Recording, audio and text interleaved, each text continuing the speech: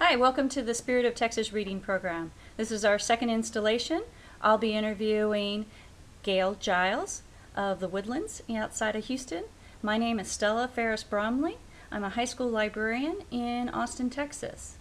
So our first question is, Ms. Giles, if you could have lunch or dinner with any character or any author, who would that be? And tell us why.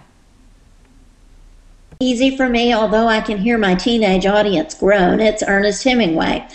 I know a lot of people got assigned The Old Man and the Sea and just go, oh no, Ernest Hemingway and that prose, da-da, da-da, da-da, da-da. But Ernest Hemingway changed prose forever when he did that. But what I would like to have dinner with him for is because he was known to be very, very kind to the people that he liked and a big bully to the people that he didn't. And he kept a marvelous table, and he had interesting people that came to have dinner with him. F. Scott Fitzgerald and Gary Cooper and John Dos Passos and Gertrude Stein and all of those people. And I would love to be at the table with all those other people and see how he reacted with them and see how he reacted to me. Would I be one he was kind to or one that he bullied? I would be very interested to see what happened there. That's awesome. He's one of my favorite as well, so I'm glad we think alike. We think alike. So another question. Many of your books are considered realistic fiction or even psychological thrillers. Where do you get your ideas, and how did you get interested in the genre in the first place? I got interested in the genre because that's what I like to read. I really don't like gore at all. I don't even like, whenever you see movies or TV things when they're putting the needle into someone's arm, I have to look away. I can't watch that. I can't watch blood and guts and gore. And if you'll notice any of my books, even when they get to something like that, I fade away from that activity. But I like the mental process of why does somebody go wrong? Why do they start with this aberrant behavior? And so that's why I like to write and read psychological thrillers. I like to all babies just, they're in the crib and they're smiling and they're happy, and what goes wrong after that? Why do they become these people that they become? And so I'm interested in that. I'm interested in what happens to somebody and why one person will have a happy adulthood and why somebody will end up going in a different direction. So where my things come from is from real life. I know that there's an addiction program. There's got to be a 12 or 14 or 18-step program for people that watch court TV. And so there's got to be something like that. But when you watch the real court, I'm not talking about Judge Judy and things like that, but the real court TV where they have the real actual cases on TV, I'm addicted to those things, and I'm addicted to the news on television when they have actual cases. And right behind you is kind of a pressed together thing from two cases I saw with juveniles that were put into the adult system when they committed serious crimes. They were very serious crimes that they committed when they were 12 years old. Each of them were 12 years old, and they were charged and convicted as adults. And I just went, something's wrong here. These are children. They thought like children when they did it, and they're going to react as children for their punishment. And if we react as a jury of our peers, then there should have been a jury of 12-year-olds that was there to convict them, with the whole thing. And so now we cannot do that anymore.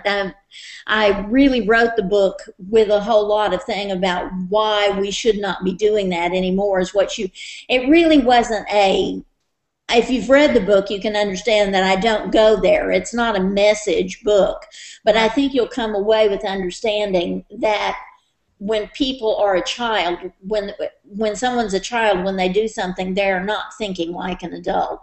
Right. They don't think it through. And there is forgiveness that can be had. There is rehabilitation that can be had. And so now the law states that you cannot put a person in jail for the rest of their natural life unless they're 17 or older when they commit the crime. So I'm glad to see that piece of jurisprudence has been brought to bear on the whole thing. And that's a state law? No, it's not a state law. It's a national law now. It is national, but so the states can't argue with it. Every state has to abide by it. That's good. I I like your books, and because they make me think. And one of the things I often think about is, are people made, or do people act the way that they were treated when they were growing up, or do they? How's it backwards? It's are they the people they are because of their backgrounds, or do they become the people that they are because of where they're going? I don't know if that's making the events that have shaped them. Yeah, nurture or nature. There you Yeah. go. Thank you. I was struggling. Yeah, with that nurture or one. nature. That's the thing that interests me too. Is it something that's just inside of you before you start, which I don't know that I believe, or is it something that's created by the events that shape you? It's a very interesting thing. I think it could be a combination of the two that Yeah. you can overcome what nature has provided you. Well, talking about when you're doing your writing, when you begin writing a new novel, do you know where and how the story will end? No, I don't. Usually I do not. Only one with Dead Girls Don't Write Letters. I knew how that one was going to end, and that's the only one I ever knew how it was going to end. In fact, I never knew that I could write a novel until I heard Stephen King say he never knew how the end was going to come when he started. And I thought, oh my gosh, you don't know how the novel ends when you started? I thought you had to know every little piece of it before you ever started a novel. But obviously it's kind of like, and I'm these are not my words, these are somebody else's. It's like a trip in the dark when you're driving a car. You can only see as far as the headlights, but you can make the whole journey. And That's a great so analogy. yeah, it is a good analogy, and it's not mine. It's one that I've read from somewhere before, and people use it all the time. But you can make the whole journey, but even though you can only see as far as the headlights will shine. And so I never know the ending to it. It's funny, and it sounds very precious, but the characters will tell you where to go with your book. Do you dream about, are there characters in your dreams, or? The characters invade my dreams at night. Sometimes I wish they'd go away, but yeah, they do invade my dreams at night, and they bother me, and they bother me during the day when I'm supposed to not be writing but attending to other things, and instead I'm thinking about my characters and what's going on in the book. Mhm. So you can't get away from them. Well, and right behind you, there is a lot of symbolism with fire and water, and it helps to develop theme. Could you explain a little bit more what your thoughts were on that? Fire is supposed to be the beginnings, like baptism and fire, and well, baptism and water. Sorry about that. Fire is a thing about, it's always anger, it's red, it's scalding things, baptism by fires, something like that, bringing something about something new. It usually, though, depends on destruction. Fire will bring something to ashes. You burn something down. You break things up. Fire is always, a destructive force. And in this book, it is a destructive force. Kip destroys the boy when he kills him with fire. And when he chooses to destroy himself after he's made himself somewhat happy in Indiana, he does it while he's around a campfire that they've built. And he also has been abusing alcohol, and he also talks about it's like fire in his throat and things like that. So there's a lot of fire symbolism all the way through whenever there's destruction. So it's fire like that. And then water, he becomes very addicted to water when he's on the swim team, and then when he moves to Freeport and he starts sailing.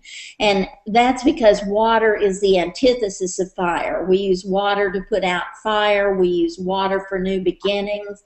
Water is a symbol of emotion, and we use water for baptisms and things like that. So it was all about water for the new beginnings and everything for let's see, he's Kip no, he's not Kip, he's Wade by that time. Kip and Wade, I get them all mixed up of when he's Kip and when he's Wade, but he's Wade by that time. And even Wade has symbolism for water. His name Wade with water, with the whole thing. We use that with the whole thing together. And didn't you mention that there was something about the starting and the beginning, or the beginning of the book and the end of the book with water? The beginning of the book with water? Yes, he had the pail of water at the beginning of the book that he was, holding there, Yeah. And then ready to put out the fire. And then it's raining at the end, isn't And it? it's raining at the it's raining at the very beginning of the book when he's going to give the book to Sam, and it's raining at the end of the book when she comes to tell him she's right behind him. So it's water there too. Very emotional events. Well, this month is September, and we always celebrate our Banned Books Week, which is coming up at the end of the month, and many of yours have been on challenge. Have been banned. Yes, they have. What's your feelings on that, and how do you deal with those concerns from I readers? don't get real upset about me being banned. It doesn't affect me emotionally too much. It usually sparks a little sales peak usually when you get banned, so that's okay for me. I get upset when my books are banned in a school library. That's the only place that I get upset about it, because to me that's discriminatory to readers that do not have a lot of funds for themselves, because those kids can't go to a bookstore and buy the book. They may not be able to afford the bus toll to get on a bus and go to a public library and get the book, whatever. So I find it discriminatory to kids that can't. They use the school library as their only source of reading material, and so I find it discriminatory, and that bothers me. It bothers me a lot when it's removed from a school library, especially when it's removed from a school library at the demand of one person that has decided that their little dumpling cannot read this book, you know. And so if you don't want your kid to read that book, don't let your kid read the book, but don't make the choice for other people too, is my problem, especially when it's over language that probably your child has used before in his life. Yeah, especially quite a few times in the hallways. So exactly. If you're in a high school hallway, you better protect your you ears. better be ready. Exactly. And I know that as the library that I work at, a lot of my students, in fact, I was asked last week, a student asked if we had one of the new books that came out in August, and I was like, oh no, it'll be probably, late September, maybe October before you get it, but, try going to the bookstore. There's a bookstore at the mall down the street. And he's like, oh, that's too far. I don't know how to get there. And I'm like, he goes, would you just buy it for me? Would you go to the store and buy it for me? And I'm like, yeah, okay, sure. Okay. What you need, I'll do it. So, well, is there anything else that you would like to tell our teens or librarians out there in Texas? Not a whole lot about telling teens or librarians. I know you mentioned that it was a theme about not fitting in that you wanted to discuss about the books. And there are 3 of the books that especially deal with not fitting in, and one of them is right behind you that we've been discussing. And that has a lot about not fitting in. Kip doesn't feel like he fits in at the very beginning, and that leads him to the self-destructive behavior that is in the whole thing. And then the whole thing. The other book about not fitting in is Shattering Glass, which was my first book released as a YA. I have a chapter book that's that's younger than that, but that's my first book as a YA, and that deals with bullying and about not fitting in, and that's a whole lot. And then Dead Girls Don't Write Letters is especially about not fitting in within your own family. And that I was kind of raised by wolves. So I know about not fitting in with your own family. And I've gotten a lot of mail from people that felt like they did not fit in with their own family. So that one especially is even closer to home. A lot of people feel like they don't fit in at school.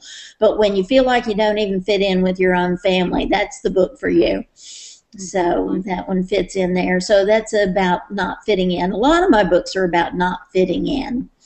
And so I like the tough topics that you bring into full view, and that really makes us think about other people and their actions, and also how would I react if I was put in their shoes. Yeah, I like to take a fairly unlikable character and have you look at him from a different slant and see what you can do from it. And I know my editors at first go, oh, no, we can't take a book like that. That's a really unlikable character. And then they go, okay, you want us to take a book about a kid that kills another kid and you want us to like him? And I go, uh-huh.